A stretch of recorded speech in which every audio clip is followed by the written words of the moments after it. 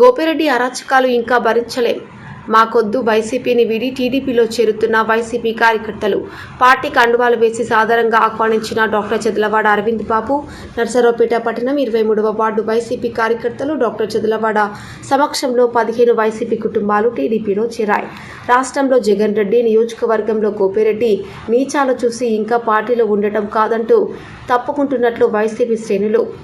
ప్రజాస్వామ్యాన్ని హరించేలా ప్రజల్ని హింసిస్తున్న గోపిరెడ్డిని ఓడించి తీరుతామని సవాల్. డాక్టర్ చదలవాడ అరవింద్ బాబును గెలిపించుకొని నియోజకవర్గాన్ని అభివృద్ధి పదంలో నడుపుతామంటున్న నేతలు. పేదల కోసం, ప్రజల కోసం నిలబడే అరవింద్ బాబే కావాలంటూ పిలుపు.